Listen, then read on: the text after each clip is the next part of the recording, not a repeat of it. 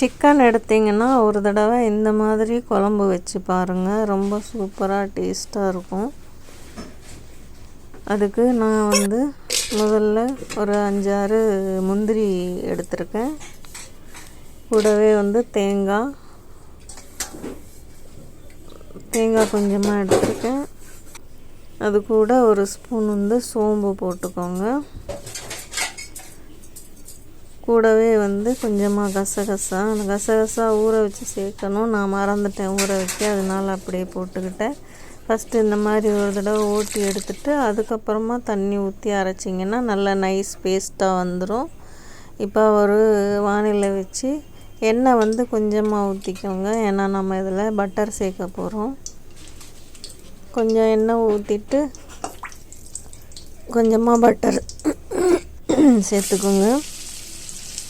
Butter சேர்த்துட்டு வெங்காயம் நறுக்கி வச்ச வெங்காயம் 2 வெங்காயம் நான் சேர்த்துருக்கேன், பெரிய வெங்காயம். இப்போ அதை நல்லா வதங்க விடுங்க. கூடவே கருவேப்பிலை கொஞ்சமாக போட்டுக்கிறேன். போட்டு எல்லாம் வெங்காயம் கொஞ்சம் வதங்கினதுக்கப்புறமா ஒரு தக்காளி, பெரிய தக்காளியாக போட்டிருக்கேன் 1, அதையும் வதங்க விடுங்க.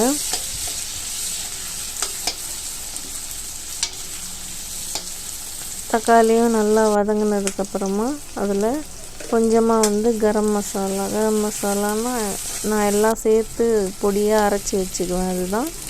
கூடவே இஞ்சி பூண்டு பேஸ்ட்டு 2 ஸ்பூன் போட்டிருக்கேன்.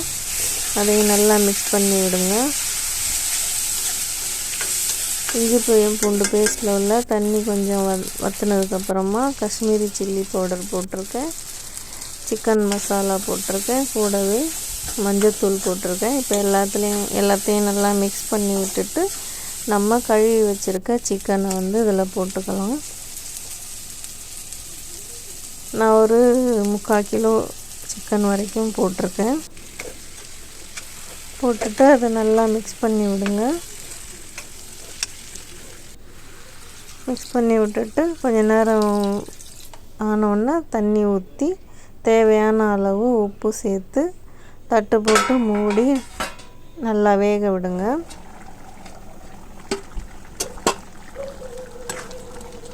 இடையில் கொஞ்சம் கிளறி விட்டுக்கோங்க.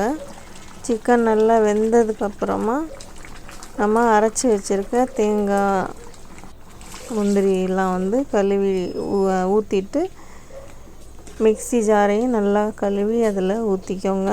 இப்போ இதையும் நல்லா ஒரு கொதி வர விடுங்க. கொதி வந்ததுக்கப்புறமா கொத்தமல்லி சேர்த்துக்கோங்க.